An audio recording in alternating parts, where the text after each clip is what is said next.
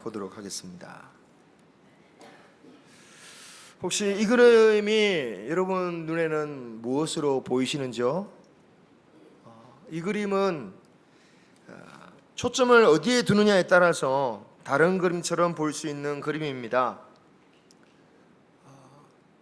먼저 이 왼쪽을 입으로 보면 뭐로 보이죠? 예? 새 입술, 오리나 새처럼 보이시죠? 자, 그런데 오른쪽으로 입을 보면 뭐처럼 보이시죠? 토끼처럼 보이시죠? 그래서 딱 보고 왼쪽을 입으로 보면 그래서 왼쪽을 봐서 오리처럼 보이는 사람은 어떤 사람이냐? 좌파다. 그리고 토끼처럼 보는 사람은 우파다. 이러면 웃기겠죠? 큰일 나겠죠? 작가가 이런 그림을 그린 이유는 하나의 장면도 관점의 차이에 따라서 달리 볼 수 있다라는 그 생각을 담으려고 했다고 합니다. 현대 민주주의를 살아가는 정신 중에 중요한 하나죠. 서로의 다양성을 인정해주고 서로를 존중하자, 그런 뜻입니다. 물론 사실 이 그림을 보면 완전히 오리도 아니고 완전히 토끼도 아니에요. 그래서 사실은 그렇게 생각할 수 있는 거죠. 우리는 분명한 진리를 가지고 있죠. 분명한 진리이신 하나님의 말씀을 가지고 있기 때문에 무작정 하나님의 말씀조차 상대적으로 이해하려고 하는 이 시대의 정신을 무조건 따라갈 수는 없을 것입니다. 자, 그런데 절대적인 진리이신 하나님의 말씀을 지킨다라고 하는 우리들조차도 사실은 이 말씀을 보면서 정말 제각각으로 볼 때가 얼마나 많은지. 물론 성경은 단 하나의 시선만으로 볼 수 있는 것은 아닙니다. 어찌 보면 이 그림처럼 하나님의 말씀도 너무나도 풍성해서 다양한 측면으로 해석할 수 있고 여러 목사님을 통해서 다양한 설교를 하나님의 말씀으로 받을 수 있다라고 할 수 있겠죠. 그러나 때로는 도대체 이게 같은 신앙이 맞는 건가? 정말 같은 하나님을 믿고 있는 건가? 어떻게 저 말씀을 가지고 저렇게 말하지? 라고 싶을 때도 있습니다.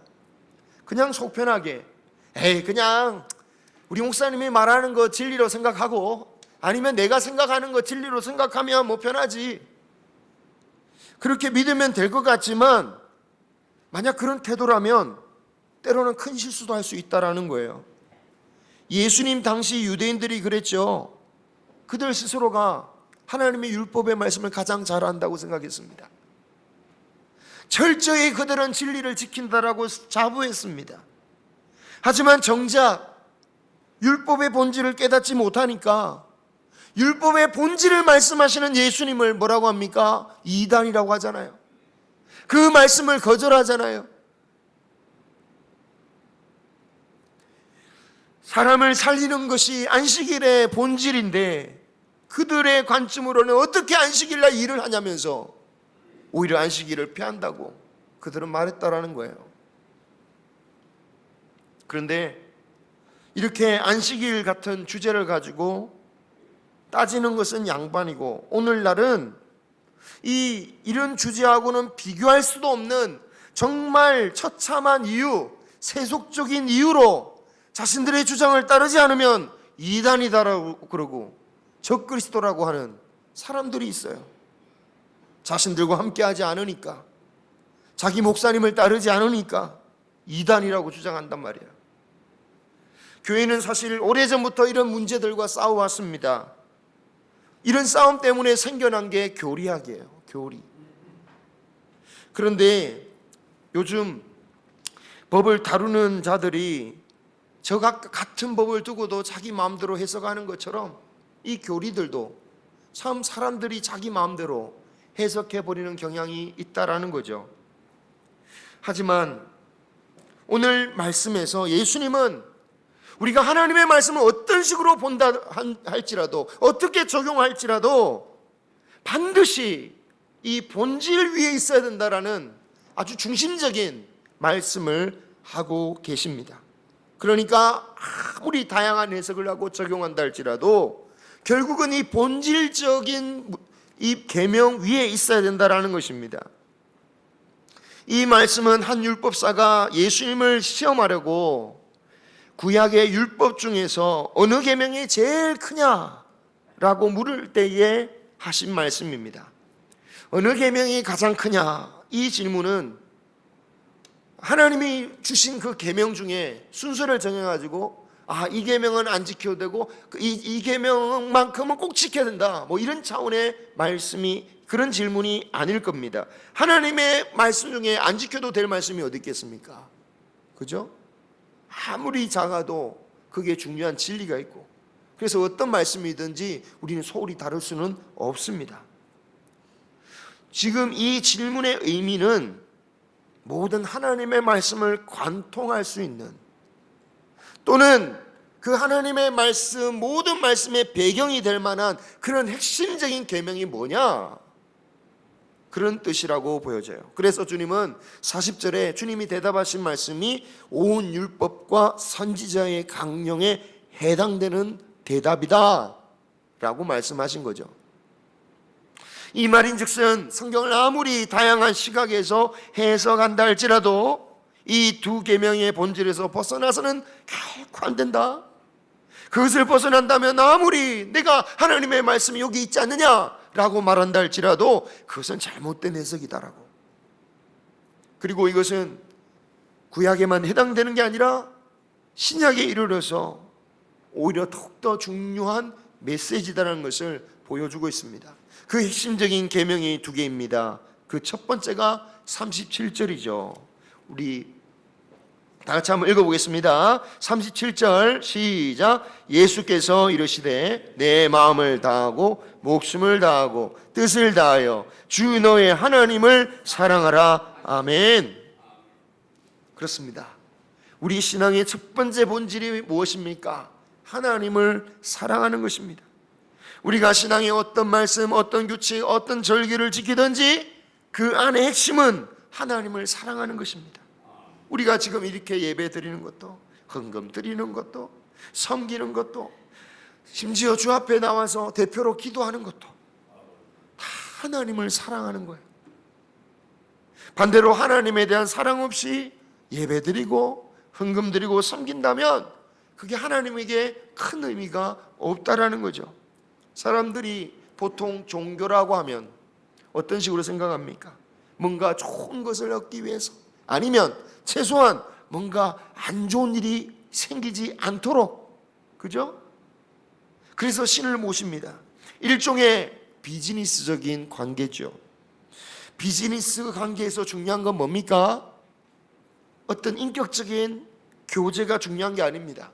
관계가 중요하지 않습니다. 친분이나 뭐 서로 어떻게 느끼느냐, 그런 감정, 그런 게 중요한 게 아니죠. 오직 필요에 충족하느냐, 서로의 필요를 충족하느냐. 우리가 만약 하나님과의 관계에서, 하나님과의 교제는 관심 없이 그냥 내가 필요로 하기 때문에, 아니면 또 내가 불안하기 때문에 예배드리고 헌금을 드린다면 비즈니스적인 신앙에 머무는 것이겠죠. 그런데 주님께서 왜 우리를 창조하셨을까요? 왜 우리를 구원하셨을까요?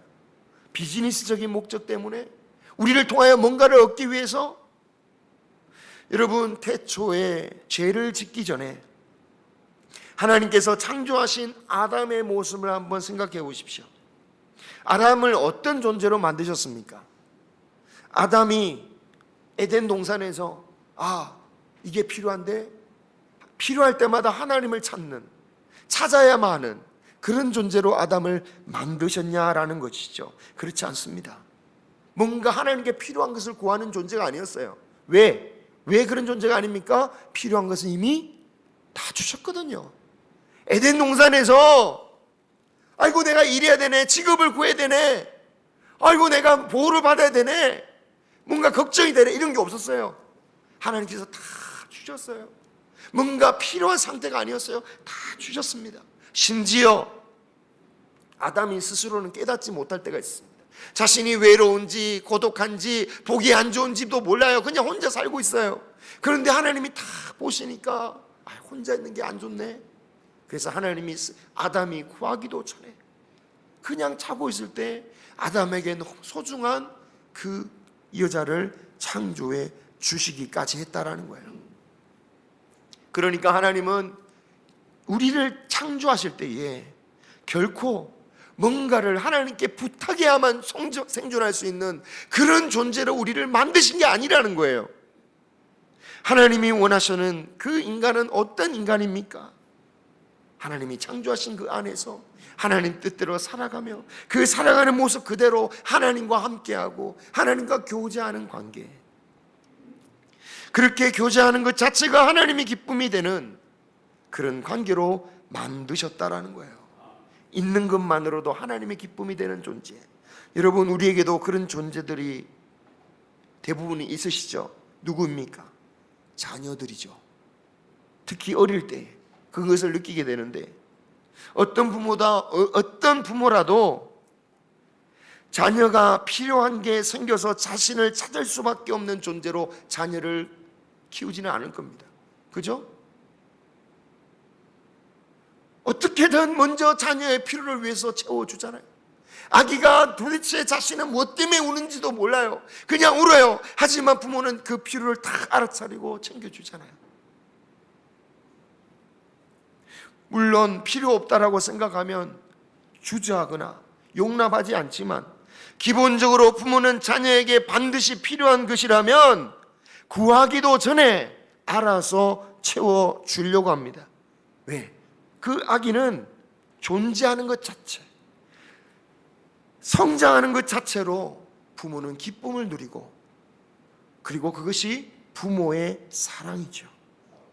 하나님께서 우리를 통해서 원하시는 게 뭐라고요? 바로 그 사랑이었다라는 거예요. 우리를 구원하사 우리를 자녀로 삼으신 그 본질적인 이유 역시 죄로 인해서 끊어져 버렸던 하나님과의 관계를 회복하게 하셔서 하나님이 우리를 보시면서 사랑을 느끼고 우리를 통하여 기쁨을 누리시기 위하여 우리를 구원하셨다라는 거예요. 그런데 구원받았다는 우리가 그 하나님의 관계를 오직 비즈니스적인 관계처럼 여기고, 마치 못해 예배드리고 마치 못해 헌신하고 억지로 그러다가 또 뭔가 넘을 것 같으면 선을 탁 그어가지고 이 선만큼은 넘지 않기를 바란다면 주님이 어찌 그것을 보면서 기뻐하실 수 있겠습니까? 사랑 없는 결혼생활 얼마나 비극적이고 괴로운 것입니까? 부부가 함께 있으면서도 만약 다른 사람 생각한다고 생각해 보세요. 상대방을 오직 필요한 존재로서만, 남편은 돈 벌어다 주는 기계로 생각하고 아내는 집안 일하는 그 가정부처럼 생각한다면 그 관계가 어찌 행복할 수 있겠습니까? 똑같습니다. 사랑 없는 종교 생활은 하나님께 슬픔인 거죠. 우리가 지금 주님 앞에 나와 있지만 이 예배를 통하여 하나님에 대한 그 사랑에 대한 생각은 없고, 그냥 이 예배를 통하여 주님 나에게 뭔가 좀 주십시오, 아니면 나에게 무슨 안 좋은 일은 좀 생기지 말게 해주십시오, 그렇게 생각하고 있다면 이 예배, 우리 드리는 예배 하나님 앞에 어떻게 기쁨이 되고 하나님께 어떻게 영광이 될 수 있겠습니까? 얼마나 그런 우리를 보면서 마음 아프시겠냐라는 거죠. 바울은 사랑이 없다면 그 어떤 신기한 일이나 신비한 일도 소용이 없다라고 했습니다. 어떤 사람들은 하나님을 잘 믿느냐 안 믿느냐를 방언을 할 수 있느냐 안 할 수 있느냐, 어떤 신비한 체험을 했느냐 안 했느냐로 따지기도 하지만 이 모든 것은 다 부차적인 거예요. 하나님이 정말 원하시는 것은 하나님을 향한 사랑입니다. 얼마나 원하시는지 바울이 고린도전서 13장을 통으로 설명하고 있지 않습니까? 사랑이 없으면 천사의 말을 해도 소용이 없고, 예언을 한다고 해도, 모든 것을 안다고 해도, 산을 옮길 만한 믿음이 있다라고 할지라도 그것은 아무것도 아니고 내게 있는 모든 것을 불쌍한 사람을 위하여 돕고 내 몸을 불사르며 내가 희생한다 할지라도 사랑이 없으면 아무 유익이 없다라고. 우리가 드려야 할 것은 하나님께 사랑입니다. 하나님을 사랑하되 어떻게 하라고요? 내 마음을 다하고 목숨을 다하고 뜻을 다하여 하나님을 사랑하라고. 이것이 첫째 계명이다. 그러니까 나에게 이익이 되니까 하나님 감사합니다, 내가 좋아하는 것만 주시니까 감사하는 수준을 넘어서 때로는 하나님께서 나의 것을 요구하시고 그것을 내가 주님께 다 내어드려도 나의 모든 것이 무너지고 주님만 살리시는 높이시는 그 일을 할지라도 기뻐할 만큼 하나님을 사랑하라. 그렇게 사랑해라. 이것이 첫째 계명이요 우리 신앙의 본질이고 우리를 창조하셨던 목적이며 죽을 수밖에 없던 죄인이었던 우리를 구원해 주신 이유라는 것입니다. 그러므로 우리가 주일 와서 힘써야 될 것은 무엇입니까? 주일 우리가 이곳에 온 것으로 우리의 모든 목적이 끝난 게 아니라 지금 이 순간 하나님의 말씀을 사모하고 하나님을 더 사모하는 마음으로 찬양하고 주 앞에 기도할 수 있는 우리 모두가 되기를 소망합니다. 우리의 찬양이, 우리의 기도가, 우리가 찬양을 받으면서 우리의 드리는 박수 소리조차도 우리의 사랑을 담아서 하나님께 고백이 되기를 소망합니다. 우리 성도님들이 힘겹게 이 교회에 올라오시는데 그 힘들지만 주님, 내가 주님을 사랑하니 이건 아무것도 아닙니다. 주님께서 나를 위하여 그 십자가를 메고 올라가신 그 골고다 언덕을 생각한다면 주님, 내가 이 발걸음 한 걸음 한 걸음이 나도 주님을 사랑한다는 고백이 되게 하옵소서. 숨을 헐떡이면서 숨차오르면서 이 발걸음 한 걸음 한 걸음 뗀다면 여러분이 그 걸어오는 그 순간 발걸음 하나하나가 주님께 기쁨이 되는 것입니다. 주님께 영광이 되는 것입니다. 우리가 약해져서 힘이 없어서 하나님께 영광을 못 돌리는 게 아닙니다. 우리의 사랑을 드리면 됩니다. 나의 발걸음, 나의 손짓, 나의 목소리, 나의 몸짓, 이 작은 거 하나하나가 주님에 향한 사랑으로 표현될 때에 이 예배 주님께서 귀하게 받으시고 우리 모두에게 놀라운 능력과 은혜를 허락하여 주실 것입니다. 여러분, 자녀가 뭔가 대단한 거 한다고 부모가 기뻐하는 게 아니지 않습니까?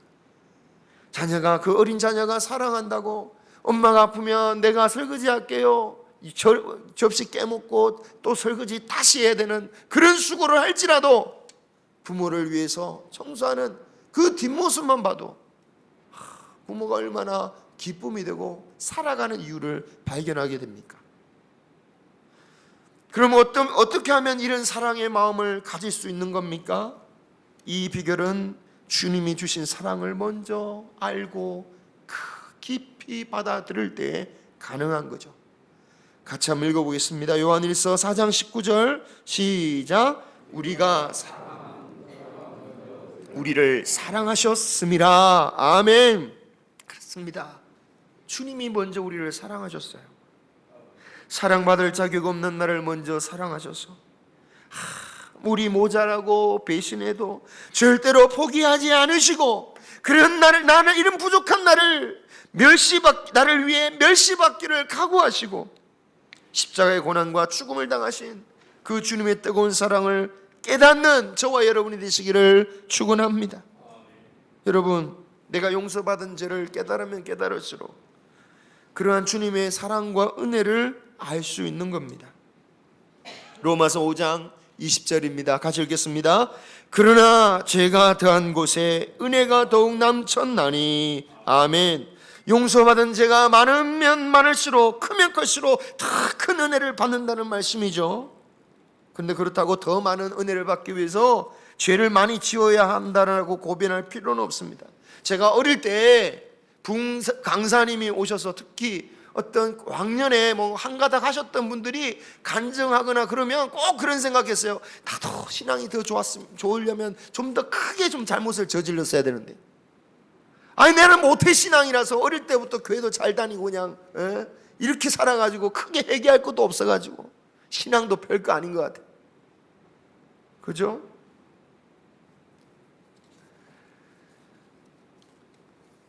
그런데 그것이 얼마나 어리석은 생각입니까?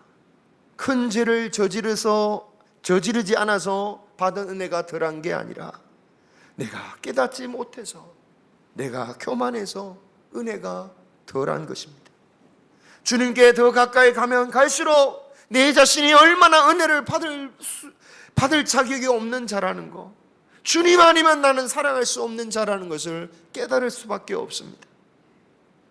그리고 우리가 주 안에서 죄를 깨달으면 깨달을수록 오히려 더 감사하고 더 만족하고 믿음으로 살아갈 수 있습니다. 왜 더 감사할 수 있습니까? 죽을 수밖에 없는 나를 살게 하셨으니까. 왜 더 만족합니까? 나 같은 죄인이 이런 은혜를 받고 있으니 깨달을수록 더 만족하다고 고백할 수밖에 없고, 왜 더 믿음으로 살아갈 수밖에 없습니까? 이와 같이 죽을 죄인마저도 주께서 사랑하셔서 은혜를 베풀어 줬으니 그 주님을 앞으로도 믿고 살아갈 수 있음을 확인할 수 있는 것이죠. 그래서 주 안에서 죄됨을 고백하면 고백할수록 우리는 행복할 수 있게 되고 더욱더 하나님의 사랑을, 주님을 더욱더 사랑할 수 있게 되는 것입니다. 사랑하는 우리 모든 성도님들께서 주님 앞에 나의 죄를 아뢰고 은혜를 받는다면 그보다 더 행복한 것이 없습니다. 이것이 주님을 더욱 사랑하는 비결이죠. 이러한 주님의 사랑을 깨달으면 깨달을수록 조금 실망스러운 일이 나에게 생길지라도, 어려운 일이 생길지라도 낭망하지 않을 수 있습니다. 왜냐? 나에게 가장 귀한 은혜가 있으니까요. 바울은 그 사랑의 능력을 이렇게 고백했습니다. 로마서 8장 35절에서 37절까지 말씀을 읽도록 하겠습니다. 누가 우리를 그리스도의 사랑에서 끊으리요? 환난이나 곤고나 박해나 기근이나 적신이나 위험이나 가리라. 기록된 바 우리가 종일 주를 위하여 죽임을 당하게 되며 도살당할 양같이 여김을 받았나이다 함과 같으니라. 그러나 이 모든 일에 우리를 사랑하시는 이로 말미암아 우리가 넉넉히 이기느니라. 아멘. 지금 바울은 자신의 삶을 가리켜서, 그리고 자신과 함께 사역하는 동역자들의 삶을 가리켜서 우리가 주를 위해 죽임을 당하게 되며 도살당한 양과 같이 비참한 상황임을 말하고 있습니다. 하지만 이런 상황조차도 이길 수 있는 비결은 나를 사랑하신 그 주님의 사랑을 아니까, 그 사랑이 나를 하여금 넉넉히 이기게 만든다. 혹시 조그만 일에도 상처받고 시험에 들고 있다면 당장 우리는 주님을 향한 나의 사랑이 어떠한지를 돌아봐야 될 것입니다. 우리가 무슨 일을 하건 우리가 떠나지 말아야 할 본질이 무엇입니까? 다른 이론, 다른 다른 원리, 나의 정당성 따지기 전에 정말 나는 주님을 위하여 내 목숨을 다하여 사랑하고 있는가? 정말 내가 주님을 위하여 내 목숨을 다하여 사랑하는 내가 할 말인가? 할 행동인가?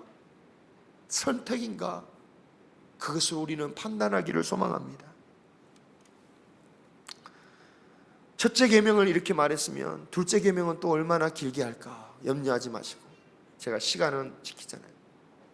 이 둘째 계명 39절, 둘째도 그와 같으니라 라고 말씀하시죠. 이 말은 둘째 계명도 가장 중요하다란 말이에요. 그러니까 둘째로 하니까 첫 번째보다는 덜하구나 그런 뜻이 아니고, 둘째 계명도 첫째 계명만큼 중요하다, 으뜸가는 계명이다, 동등하다라는 의미입니다. 생각해보면 하나님을 사랑하는 게 더 중요합니까? 이웃을 사랑하는 게 더 중요합니까? 하나님을 사랑하는 게 더 중요하죠. 그런데 여러분, 하나님께서 이렇게 말씀하시는 거예요. 예수님이 말씀하시는 거예요. 너의 이웃을 사랑하는 것도 하나님을 사랑하는 것과 같아. 하나님이 그렇게 말씀하신 거예요. 이에 대해서는 워낙 제가 여러 번 설교했으니까 다만 좀 생각하고요. 다만 이 형제 사랑이 다른 사람이 아닌 바로 나 자신을 살리는 힘도 있다라는 점을 기억하기를 원합니다. 삶을 포기하고 싶었던 한 청년이 있었습니다. 그런데 이제 죽어야겠다 결단을 했는데 죽기 전에 평상시에 존경했던 한 신부에게 마지막으로 자신의 이야기를 들려줍니다. 그러자 신부가 의외로 이렇게 말합니다. 아유, 나 같아도 죽겠다. 아유, 나 같아도 죽겠어요. 진짜 고생스럽네. 그래 어쩔 수 없을 것 같아. 그런데 이왕 죽는 거니까 내 부탁 한 가지만 하나 하자. 그 부탁이 뭐냐고 하니까 그 신부가 빈민 구제 사업을 하는데 지금 이 빈민들의 집을 짓고 있다라는 거예요. 이 일에 사람의 힘이 필요해. 이왕 죽겠으니까 이거 좀 도와주고 죽어. 그래서 아이고 어차피 죽을 건데 뭐 그래 이 일을 제가 하겠습니다. 이거 하고 죽어야겠다 싶어가지고 참여했는데 그렇게 남을 위해서 봉사를 하기 시작하니까 그로 인해서 감사해하며 기뻐하는 사람들을 보니까 삶의 이유를 발견하게 되고 그곳에서 기쁨을 찾기 시작했습니다. 시간이 흐른 후에 그 청년이 다시 신부에게 찾아왔습니다. 이렇게 고백했다고 그래요. 제가 처음에 왔을 때에 신부님이 저를 위로해주고 만약 돈을 주셨다면 아마 저는 다시 자살을 기도했을 것 같아요. 하지만 신부님은 저에게 아무것도 주지 않으시고 오히려 도와달라고 요청하시지 않으셨습니까? 그런데 그 일을 하다 보니까 제가 살아야 할 이유를 찾게 되었습니다. 그리고 행복이 무엇인지 알게 되었습니다. 이 이야기는 프랑스의 정치인이자 빈민구제운동에 헌신했던 피에르 신부가 실제로 겪었던 일을 이 단순한 기쁨이란 책에서 기록된 일화입니다. 단순한 기쁨. 그렇습니다. 우리의 행복과 기쁨은 단순한 데서 나오는 겁니다. 주님의 말씀처럼 하나님을 사랑하는 데서 나옵니다. 또한 이웃을 사랑할 때 우리의 행복과 기쁨이 온다라는 거예요. 하나님을 사랑하고 이웃을 사랑하는 저와 여러분이 되시기를 주님의 이름으로 축원합니다. 세상에 수많은 주장들이 있고 유혹이 있습니다만 이 본질을 떠나는 자들의 말을 믿지 마시고 오직 하나님을 더 사랑하고 이웃을 사랑함으로 하나님의 계명을 실천하는 복을 받는 저와 여러분이 되시기를 주님의 이름으로 축원합니다.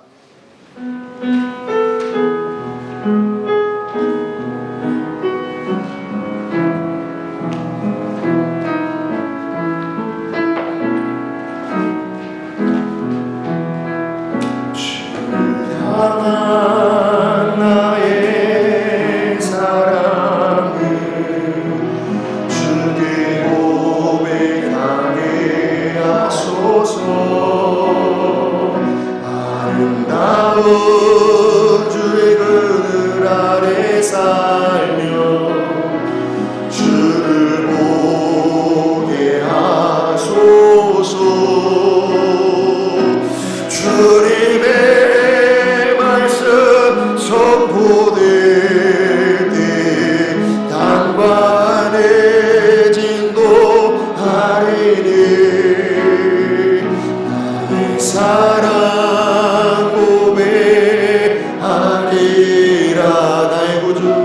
나의 구주 나의 친구 부드러운 주의 속삭임 나의 이름을 부르시네. 주의 능력 주의 영광을 보이사 성령을 비소서. 메마른 곳 거룩해 제도로 내가 저를 찾게 하소서. 내 모든 것 주께 드리리. 나의 구주 나의 친구 온 마음으로 주를 바라며 나의 사랑 고백하리.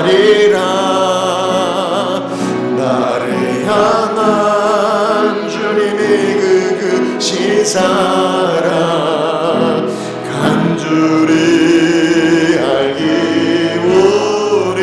아멘. 주의 은혜로 용서하시고 나를 자녀 삼아 주셨네. 나의 사랑 고백하리. 나의 구주 나의 친구 나의 구주 나의 주의 은혜로 용서하시고 나를 자녀 삼아주셨네. 주의 은혜로 용서하시고 나를 자녀 삼아 주셨네.